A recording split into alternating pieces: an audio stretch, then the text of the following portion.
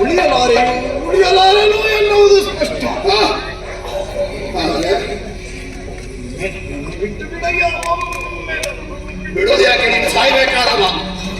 ಮತ್ತೆ ಧರ್ಮದಲ್ಲಿ ಕೆಲವು ಪ್ರಶ್ನೆಗಳಿವೆ, ಅದಕ್ಕೊಂದು ಉತ್ತರ ಕೊಡು. ಯಾಕಂದ್ರೆ ಬಿಟ್ಟರೆ ಇಲ್ಲ, ನೀನಿನ್ನು ನನ್ನನ್ನು ಬದುಕುವ ಎನ್ನುವ ಹಾಗೆ ಬಿಟ್ಟರು ಜರ್ಜರಿತವಾದಂತಹ ನನ್ನ ದೇಹದೊಳಗೆ ಹಸಿವಿದೆ. ಸಾಯುವ ಕಾಲಕ್ಕೆ ನೀರಿನ ಎನ್ನುವುದು ನನಗೆ ಗೊತ್ತಾಗಬೇಕು. ಹಾಗಾದರೆ ಹಿಡಿತ ಸಡಿಲಿಸಲೇ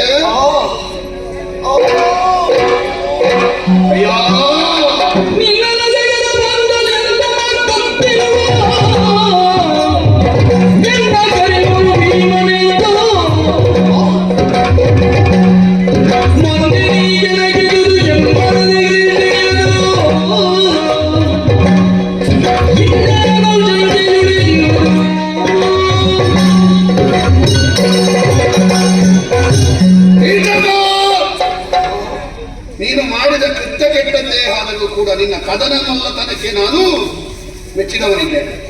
ಯಾಕೆಂದ್ರೆ ಚಕ್ರವರ್ತಿ ಪೀಠವಾದರೂ ಮತ್ಸ್ಯನಗರಿಗೆ ಬರುವುದಕ್ಕೆ ಹೆದರುತ್ತಾ ಇರುವುದಕ್ಕೆ ಕಾರಣ ನಿನ್ನ ಉಪಸ್ಥಿತಿ. ಸಿಂಹಬಲ ನಾಮಕನಾದ ನೀನು ಪ್ರಪಂಚದಲ್ಲಿ ಕೀಚಕನೆಂದು ಪ್ರಸಿದ್ಧನಾದವ, ಯೋಧನಾದವ. ಸಾಯುವ ವೇಳೆಯಲ್ಲಿ ಎಂತವರಿಂದ ಸತ್ತ ಎನ್ನುವುದಾಗಿ ಕೇಳಿ ತಿಳಿದು ಸಾಯುವುದು ಯೋಧ ಧರ್ಮವೇ ಸರಿ. ನಾನಾರೆನ್ನುವ ಪ್ರಶ್ನೆಯೇ ನಿನ್ನ ಆಟಗಾರ ಬಂಧನದಿಂದ ಹಿಡಿದಿದ್ದೇನೆ. ಹೆಬ್ಬ ಹಿಡಿದ ಹಾಗೆ ಹಿಡಿದಂತ ನಾನು ಮಾತ್ರ ಅಲ್ಲ, ನನ್ನೊಟ್ಟಿಗೆ ಉಳಿದ 5 ಮಂದಿಯೂ ಇಲ್ಲಿ ಮಾರು ವೇಷದಲ್ಲಿದ್ದಾರೆ. ಹೌದು, ಯಾರು ನೀವು? ಯಾಕೆ ಇಲ್ಲಿರುವುದು? ಏನಾಗಿದೆ?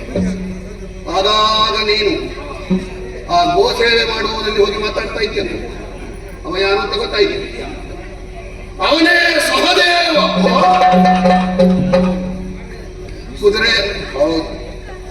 ಕುದುರೆಯ ರಕ್ಷಣೆ ಮಾಡುತ್ತಿದ್ದ ದಾಮಗ್ರಂಥಿ ನಾಮಕ.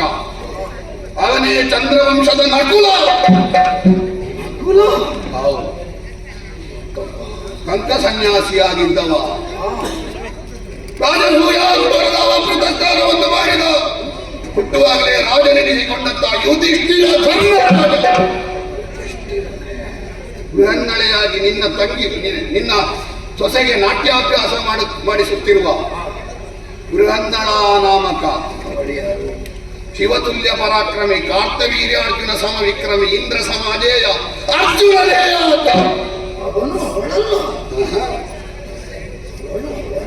ಹೌದು, ನೀನು ಕೈ ಹಾಕಿದೆಯಲ್ಲ, ನೀನು ತುಡುಕಿದೆಯಲ್ಲ. ಸೈರಂದ್ರಿ, ಮಾಲಿನಿ ನಾಮಕಳಾದ ಸೈರಂದ್ರಿ ಅವಳ ಯಾರು ಎನ್ನುವುದಾಗಿ ಭಾವಿಸಿದೆ. 100 ಅಶ್ವಮೇಧ ಮಾಡಿದರೆ ಶಚಿಯಾದರೂ ಸಿಕ್ಕಿಯಾಳು. 1000 ಅಶ್ವಮೇಧ ಮಾಡಿದವರಿಗೂ ಸಿಗದ ಪುಣ್ಯ ಪ್ರಾಪ್ತಿಯಾದಂತ ದ್ರೌಪದಿಗೆ ನಾನು ಯಾರು ಎನ್ನುವುದಾಗಿ ಗೊತ್ತಾಗಲಿಲ್ವೇ? 5 ಮುಖ, 25 ಭುಜ, 15 ಕಂಗಳ ವಿಗಡ ರುದ್ರನೇ, ಮೇದಿನಿಯ ಮೇಲೊಂದು ಶಿರ 2 ಭುಜವನ್ನಳವಡಿಸಿ ಭೀಮನ ಕೆಸರಿನಲ್ಲಿ ಇಲ್ಲಿಗೆ ಬಂದನು. ಆತನೆದುರು ನಿಲ್ಲುವ ಕೈದುಗಾರನಾವನ ಎಂದನ ಶಕುನಿ. ಪ್ರಪಂಚದಲ್ಲಿ 4 ಮಂದಿ ಮಹಾಮಲ್ಲರು. ಭೀಮಶ್ಚ ಬಲಭದ್ರಶ್ಚ ಮಾದ್ರರಾಜಶ್ಚ ವೀರ್ಯವಾನ್, ಕೀಚಕಶ್ಚ ಚತುರ್ಥಕಂ. 4ನೇ ಕೀಚಕ ನೀನು. 3ನೆಯ ಶಲ್ಯ ಮಾದ್ರ ದೇಶದಲ್ಲಿದ್ದಾನೆ. 2ನೆಯ ಬಲರಾಮ ದ್ವಾರಕೆಯಲ್ಲಿದ್ದಾನೆ. ನಿಮ್ಮ ಪಟ್ಟಿಯಲ್ಲಿ ಮೊದಲಿಗೆ ಬರುವ ಹೆಸರು ನಾನೇ.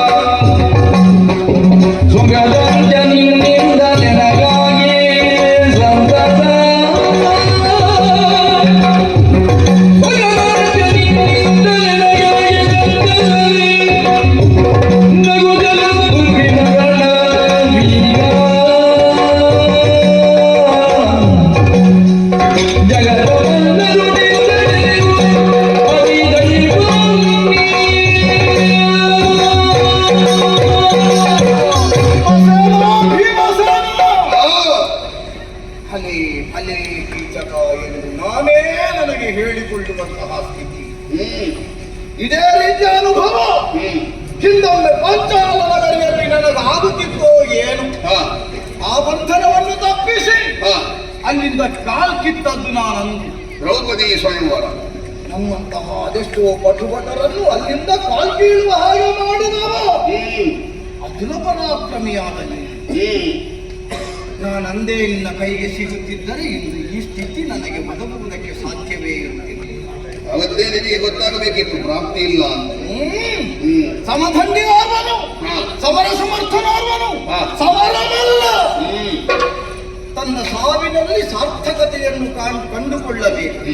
ಆದರೆ ಏನು, ನನ್ನ ಜಾತಕದ ಒಂದು ದೌರ್ಬಲ್ಯ ಏನು? ಸೌಂದರ್ಯವನ್ನು ಹೊಂದಿದವರು ಯಾರಾದರೂ ಇದ್ದರೆ ಅದರ ಅನುಭೂತಿಯನ್ನಷ್ಟೇ ಪಡೆಯುವುದಲ್ಲ, ಅದನ್ನು ನಾನು ಅನುಭವಿಸಬೇಕು ಎನ್ನುವುದು. ಅದು ಜಾತಕ ಅಲ್ಲ, ನಿನ್ನ ಪಾತಕ. ಅದೇ ಒದಗಿದ್ದು ನನಗೆ. ವ್ಯಕ್ತಿಯೋರ್ವನ ಸಾವು ಸದ್ಧರ್ಮ ಸಾಧನೆಗೆ ಸಮರ್ಪಿತವಾಗಬೇಕು. ನನ್ನದೇನು ಸದ್ಧರ್ಮ ಮಾಡಿ ನಾನೀಗ ಸಾವನ್ನು ಸಮರ್ಪಿಸಿಕೊಳ್ಳುವುದಲ್ಲ. ನಿನ್ನ ಮರಣ ನೋಡುವಾಗಲೇ ಗೊತ್ತಾಗ್ತದೆ ನೀನು ಶರಣ ಅಲ್ಲ. ಧರ್ಮಾತ್ಮರಾದಂತಹ ನೀವು ನಿಮ್ಮ ಸದ್ಧರ್ಮ ಸಾಧನೆಗಾಗಿ ನನ್ನ ಸಾವನ್ನು ಬಳಸಿಕೊಂಡಿದ್ದೀರಿ ಎಂದು ಹಾಗೆ ಬರಬಾರದು. ನನ್ನಂತಹ ಪಟುಭಟ ಕದನ ಚೌಪಟವಲ್ಲ. ಯಾರಿಂದ ಸತ್ತ ಎಂದು ಹಾಗೆ ಹೇಳಿದ್ರೆ ಅತುಲ ವಿಕ್ರಮಿಯಾದಂತ ಆನೆಯ ಕಾಲಡಿಗೆ ಬಿದ್ದು ಸಾಯಿವೆ. ನಾನು ಬಯಸಿದ್ದು ಸೈರಂದ್ರಿ ವೃತ್ತಿಯನ್ನು ಕೈಗೊಂಡಂತಹ ಯಾಕಶ್ಚಿತ್ ಹೆಣ್ಣೋರುಗಳನ್ನು ಈ ಕೀಚಕ ಬಯಸುವುದು ಸರಿ. ಅಂಥದ್ದನ್ನು ಬಯಸಿ ಕೀಚಕ ಸಾವು ಕಂಡ ಎನ್ನುವಂತಾಗಲಿ ಲೋಕರು. ಸರಿ ಸರಿ. ಪಾಂಡವರು ಯಾವತ್ತೂ ಧರ್ಮ ಮೀರುವವರಲ್ಲ, ಸತ್ಯವನ್ನು ಬಿಟ್ಟು ಮತ್ತೊಂದನ್ನು ಅಮೃತವನ್ನು ಆಡುವವರಲ್ಲ ಎನ್ನುವುದಿದೆ. ಅವರ ಒತ್ತಿನಲ್ಲಿದ್ದವರು ಸತ್ಯವನ್ನನ್ನು ಬಿಟ್ಟು ಮತ್ತೊಂದನ್ನು ಆಡುವುದಿದೆ. ಆದರೆ ಆಕೆ ನನ್ನ ಅಕ್ಕನಲ್ಲಿ ಗಂಧರ್ವರ ಪತ್ನಿ ನಾನು ಎನ್ನುವ ಹಾಗೆ ಆಡಿದ್ದಾಳಂತೆ. ಅದು ಸುಳ್ಳೋ ಸತ್ಯ. ಗಂಧರ್ವರ ಪತ್ನಿ ಎನ್ನುವುದಾಗಿ ಆಡಿದ ಅವಳ ಮಾತು ಸುಳ್ಳಾಗುವುದು ಹೇಗೆ? ದೇವ ಸಂತತಿ ಅದು. ನಾವು ಈಗ ನಾನು ಮನುಷ್ಯ ನಾನು ದೇವರಲ್ಲ ಅಂತ ಹೇಳಿದ್ದು ರಾಮ ಸುಳ್ಳು ಹೇಳಿದ್ದ. ನಮಗಿಂತ ದೊಡ್ಡದನ್ನು ಹೇಳಿದ್ರೆ ನಾವು ಹೇಳಿದ್ದು ಸುಳ್ಳು, ನಮಗಿಂತ ಸಣ್ಣದು ಹೇಳಿದ್ರೆ ನಾವು ಹೇಳಿದ್ದು ಸತ್ಯವೇ. ಗಂಧರ್ವರನ್ನು ಮೇಯಿಸಿದ ಗಂಡತಿರಿರುವಾಗ ಗಂಧರ್ವ ಪತ್ನಿ ಅಂತ ಹೇಳಿದ್ದಾಳೆ ಎಂದಾದರೆ ದೊಡ್ಡದನ್ನು ಸಣ್ಣದು ಮಾಡಿ ಹೇಳಿದ್ದಾಳೆ ಅಂತ ಅರ್ಥ. ದಿಟವಾಗಿ ಆಡಿದ್ದಾಳೆ ತಿಳಿದುಕೊಳ್ಳುವಲ್ಲಿ ನಾವು ಸಮರ್ಥರಲ್ಲ ಎನ್ನುವುದು ಅರ್ಥವಾಯಿತು. ಇರಲಿ, ನಿನ್ನಿಂದ ನಾನು ಸಾಯುತ್ತೇನೆ ಎಂದಾದಾಗ ಇದಕ್ಕಿಂತ ಬೇರೆ ಭಾಗ್ಯ ಉಂಟ. ನನಗೆ ಸ್ವರ್ಗ ಪ್ರಾಪ್ತಿಯಾಗಲಿ ಎನ್ನುವ ಹಾಗೆ ಆಶಿಸುತ್ತಾ ಕೀಚಕ ಸಾಯುವಾಗ ಕೀಚಕ ಮಾತ್ರ ಸಾಯುವುದಲ್ಲ, ಕೀಚಕನ ಮನಸ್ಥಿತಿಯವರೆಲ್ಲ ಸಾಯಬೇಕು. ಆ ರೀತಿಯಾಗಿ